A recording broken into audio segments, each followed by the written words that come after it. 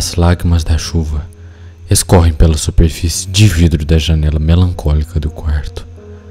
A penumbra entristecida dos postes das ruas fantasiam toda a minha vida, incubadas em um só momento. Uma gota de sangue, uma gotícula de vida que corre pelas suas veias, repletas de hemácias. Seria eu esta gota pérfida? Seria eu um traço de sombra? Seria eu o grito que você exala antes de morrer? Quem sou eu? Sou a face do desencontro. Sou um cadáver despedaçado. Sou uma vítima meio morta. Eu sou o profeta. Eu trago a boa nova. É com essa reflexão que começa o meu diálogo com vocês, meus impuros. Venho aqui pois já não mais vejo motivo em continuar nas sombras. Todos já me conhecem e as sombras são desconfortáveis. Eu amo a notoriedade. Amo como vocês zombam do meu nome. Eu vou amar ver a surpresa de vocês. Edgar deve ter contado a minha história, mas ele não sabe de tudo. Ele não sabe nem de 10% da minha vida. Mas antes de tudo, vamos ao começo. Pois antes de ser chamado de profeta risonho, meu nome era Daniel Salles. Talvez seja frívolo dizer que devíamos começar do começo, porém algumas frivolidades se fazem necessárias nessa complexa arte de viver. Não importa o dia em que eu nasci, muito menos o ano. Nem eu mesmo sei mais quantos anos eu tenho. Em que ano estamos? 2013, 2014, 2015? Devo ter no máximo 20 anos.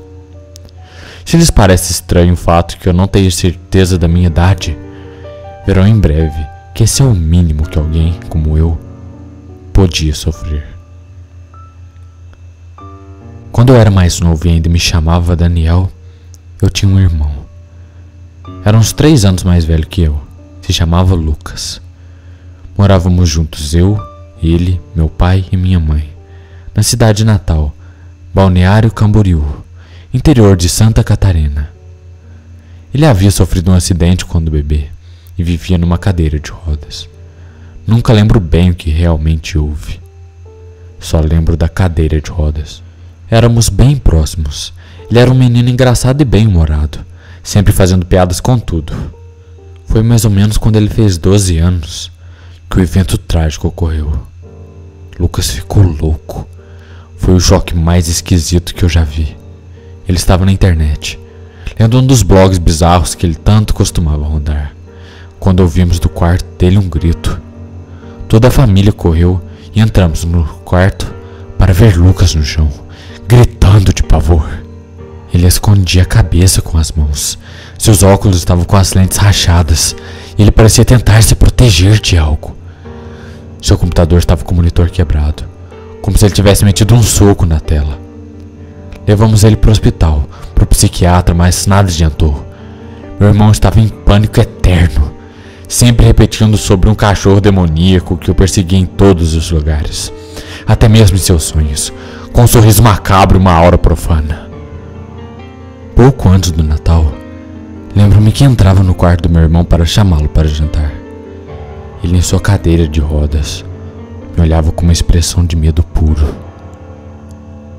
Em suas mãos estava o revólver de nosso pai. Como ele pegou aquilo, eu não sei, pois sempre ficava em cima do guarda-roupa do meu pai. Eu estava assustado demais para fazer qualquer coisa. Apenas observei em choque o meu irmão levantar o revólver e apontar o cano para a lateral de sua própria cabeça. Ele chorava, como se não quisesse fazer aquilo. Lucas, vamos jantar, solta isso, por favor, eu dizia, inocentemente com meus 9 anos de idade. Ele vai me deixar em paz. Ele não sai do meu quarto. Ele não sai de perto de mim. Meu irmão me respondia. Ele me disse de você. Daniel, me desculpe.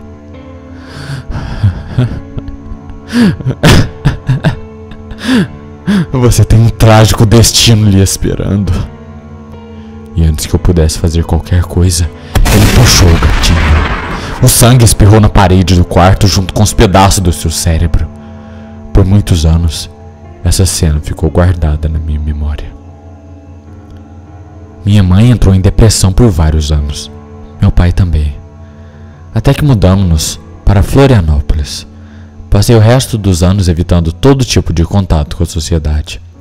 Não queria mais me aproximar de alguém para que a pessoa acabasse como meu falecido irmão. Me dediquei então à literatura e a escrever. E foi assim até os meus 14 anos, quando eu conheci uma jovem que mudou para sempre a minha vida.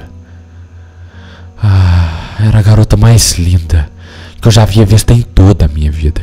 Quer dizer, eu já havia visto muitas garotas bonitas, mas nenhuma se comparava àquela deusa de cabelos negros e olhos verdes. Como é seu nome? Lembro que lhe perguntei. Ana, ela respondeu. Ana Karenina. Ela estava interessada pelas minhas poesias, pela minha conversa, e finalmente, depois de tantos anos, eu senti a real felicidade. Era como se nós completássemos um ao outro. Até que os sonhos começaram, aqueles pesadelos pérfidos e agoniantes.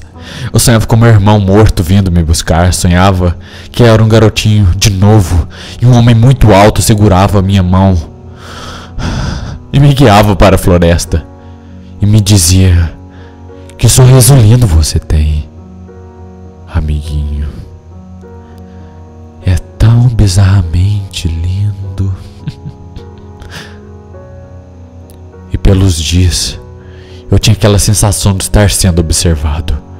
Ouvia passos no jardim, via vultos nas janelas. A única coisa que me confortava era a presença de Ana Karenina, a única garota que eu realmente amei e que realmente consegui consumar esse amor em uma forma carnal. Porém o medo crescia ao meu redor e tudo piorou uma noite em que o medo era tão grande que tive que invadir o quarto de Ana no meio da noite para me confortar no seu abraço. Porém seus pais se acordaram e fui proibido de vê-la. Foi o início da minha perdição. Foi o início da minha loucura. Comecei a vê-lo, aquele homem alto de terno e sem rosto. Vi-o em todos os cantos, pela janela, à noite. Até que um dia ele me levou. Não sei bem para onde, nem sei como.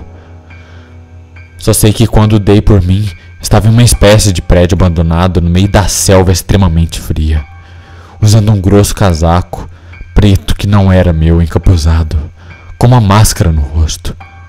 Ao meu lado estava uma mulher. Nunca vi seu rosto, então nem sei quem era. Eu a chamei de Vespa.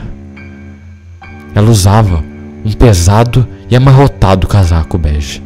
Seus cabelos loiros e compridos viviam emaranhados e sujos, e seu rosto sempre coberto por uma máscara veneziana branca que cobria seus olhos, usando um gorro marrom escuro na sua cabeça.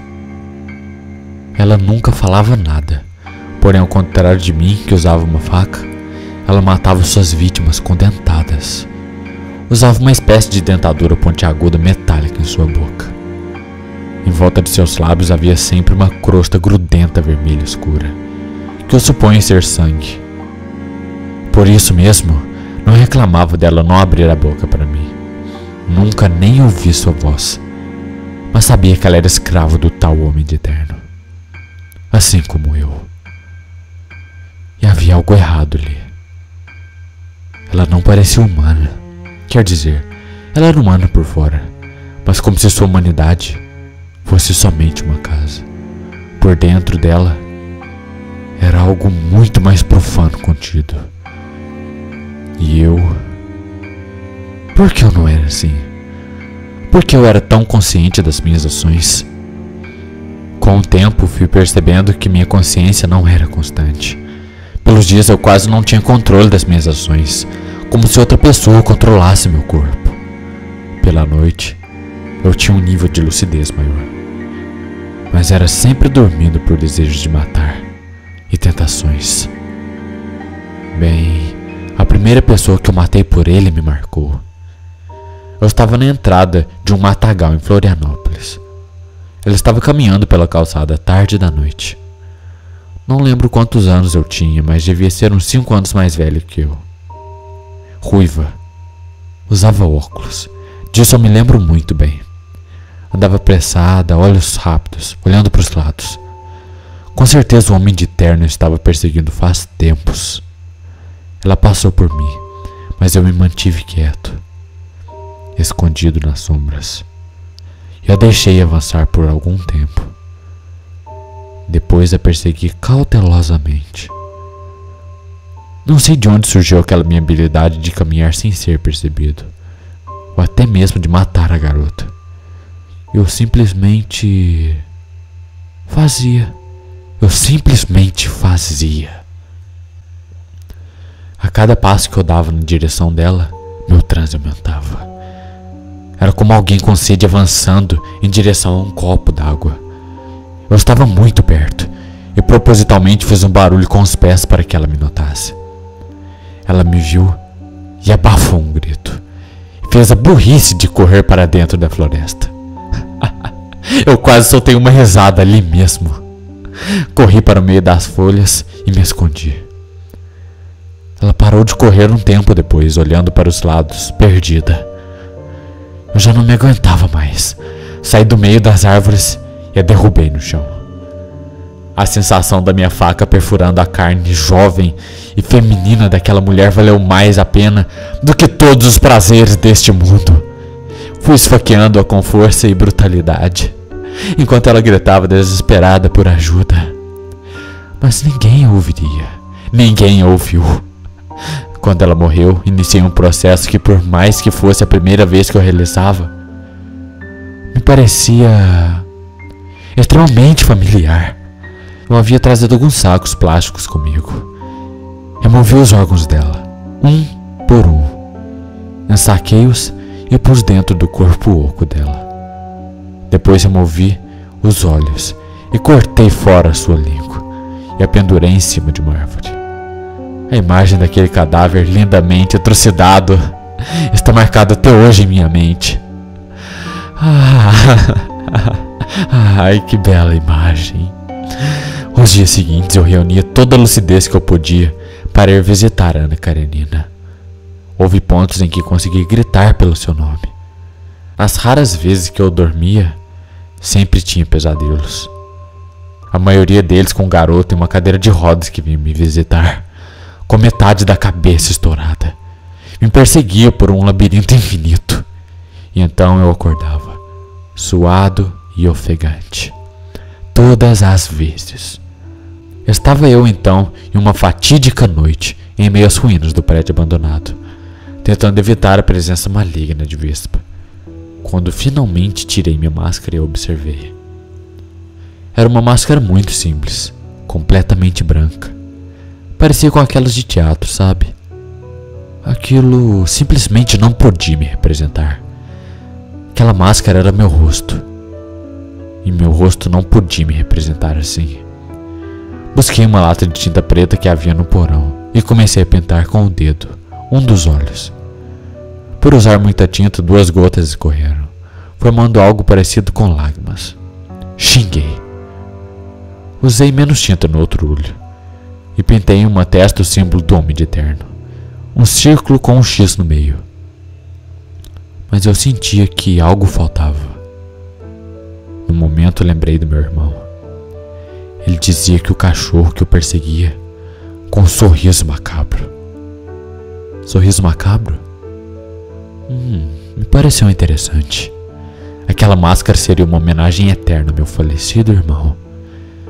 Pintei um sorriso bizarro na máscara, e ali, finalmente, estava algo que poderia me representar. O profeta risonho. Lembro-me que ansiava para ver Ana. Já não aguentava mais vê-la dormindo. Precisava falar com aquela garota que mudou toda a minha maneira de ver o mundo. Eu deixava recados para ela, codificados em formas de poema, mas ela nunca me respondia. Um dia, quando estava para terminar a madrugada, saí do prédio e segui em direção à casa de Ana. No caminho, senti que estava sendo seguido. O homem de terno, ele estava atrás de mim. Eu sentia, mas eu não ia deixar ele tirar de mim a única coisa que me restara. Cheguei em frente à casa de Ana Karenina e, como se estivesse me esperando, a vi na porta. Bem, aquilo não podia ser coincidência. Devia ser 5 da madrugada. Quando ela me viu, se assustou. Mas quando eu tirei a máscara, ela veio correndo em minha direção, com os olhos verdes e arrebatadores cheios de lágrimas. Nos abraçamos com força por alguns segundos. Porém, naqueles breves momentos, o mundo pareceu parar. Foi como se tudo de ruim da minha vida sumisse. Ai, como foi bom tudo aquilo. Como se o calor de Ana Karenina me protegesse de todas as desgraças do mundo. Durante os breves segundos em que ela estava em meus braços, a vida pareceu ficar mais feliz. Por onde você andou esse tempo todo? Ela perguntou com uma voz chorosa. Eu não queria responder. Só queria ficar ali abraçando-a, sentindo seu perfume de baunilha, admirando seus lindos olhos verdes e passando os meus dedos pelos seus longos cabelos negros como a noite. Bem, eu estive com problemas sérios, Ana. Respondi. Tudo aquilo que eu te contei sobre o homem que me observa. Você acreditava em mim, não acreditava? É claro que sim, Daniel. Eu estou preso a ele agora, Ana. Eu sou um escravo dele. Escravo? Eu estou matando por ele. Matando? Disse Ana. Sim, mas não é assim como você está pensando. Quer dizer, todas elas merecem a morte, entende? Não sei se o homem de terno sabe disso, mas elas merecem morrer. E matar quem merece morrer é um prazer para mim. Permanecemos conversando por um tempo, até que tive que me despedir. Abracei-a e olhei por cima do seu ombro, quando vi seu irmão, Edgar, me olhando da porta da casa. E os meses seguiram. Eu continuava matando brutalmente várias pessoas, uma por uma, sem piedade. E nos dias mais felizes da minha vida, Ana veio ao meu encontro. Ela chegou na porta do prédio e gritou pelo meu nome. Sinceramente, você não sabe como é bom ouvir seu nome finalmente depois de tantos meses. Corri para abraçá-la, mas Vespa veio junto. E antes que eu pudesse fazer qualquer coisa, ela atacou Ana Karenina. Foi um movimento rápido. Em apenas uma mordida, ela arrancou metade do seu lábio inferior, da garota que eu tanto amava. Ah, aquilo foi a gota d'água. E sem pensar 2 vezes, eu ataquei Vespa com a minha faca.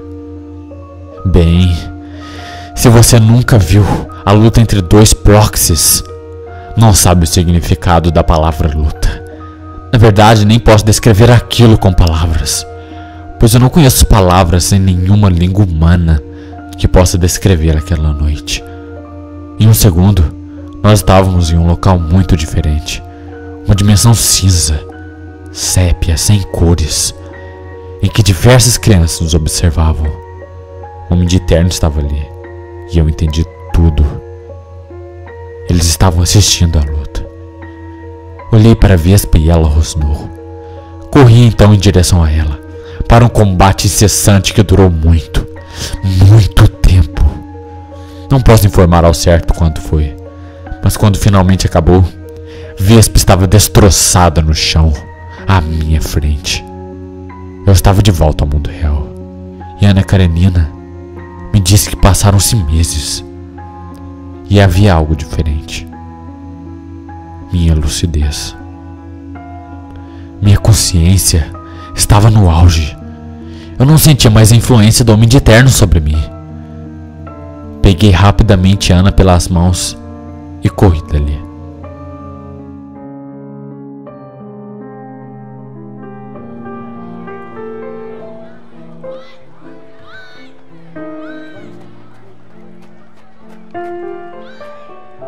O que você está pensando?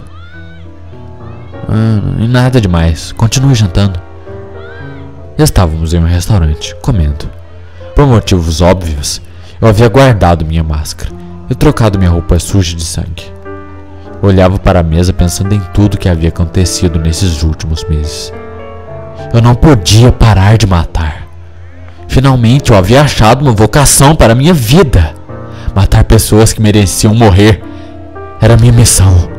Eu sou o profeta. E como eu sabia disso, todas as noites eu vinha sonhando com o dia em que ele iria se erguer. Aquele de 7 bocas. Aquele que traz a desgraça. Todas as noites eu sonhava com Zalgo. Ele viria. Eu sabia exatamente que merecia vê-lo se reerguendo. Somente os puros podem vê-lo. E esse mundo estava repleto de pessoas impuras. Essa era a grande profecia. Essa era a missão do profeta. Contei tudo a Ana. A boca dela ainda chamava muita atenção pelo grande buraco que estava onde Vespa lhe havia arrancado a carne, deixando sempre uma parte de seus dentes e a gengiva à mostra. Quando terminei de contar tudo, ela me olhou com uma voracidade nos olhos. Vi naquela garota uma vontade sedenta de matar. Porém ela se reteve.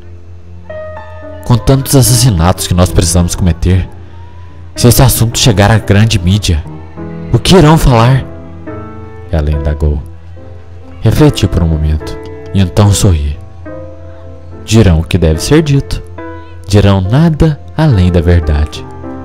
Dirão que pessoas estão morrendo na cidade. Ela pôs no rosto a máscara de enfermeira que afanou de alguma clínica. Eu cobri meu rosto com minha máscara e peguei meu facão que estava guardado dentro do meu casaco. Nós levantamos e iniciamos nossa purificação ali mesmo, transformando aquele restaurante lotado em um lugar lindo. Um lindo espetáculo sangrento.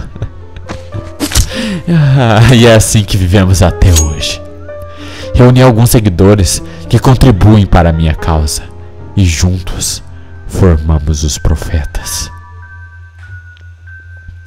Ana Karenina, com seus olhos verdes e sua máscara de enfermeira, está em sua fase de treinamento, atacando principalmente nos hospitais do país, onde ela pode se passar despercebida. Se algum dia você estiver internado em um hospital, tome cuidado com aquela enfermeira de olhos verdes que entra por seu quarto pela noite.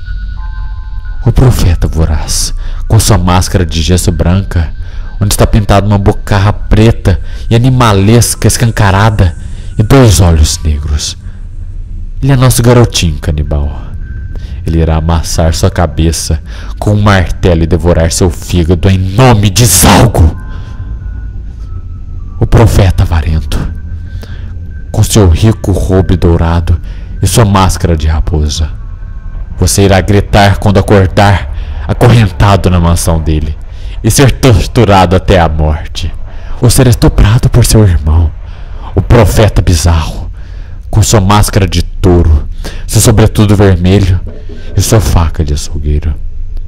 Ou então, quando a energia de sua casa acabar, ou simplesmente estiver tudo escuro, tome cuidado com o profeta das sombras e sua cantoria mortal.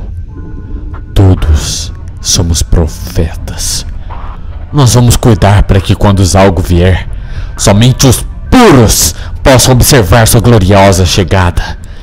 E aqueles que são impuros merecem a morte e serem levados para servir-lhe de alimentos.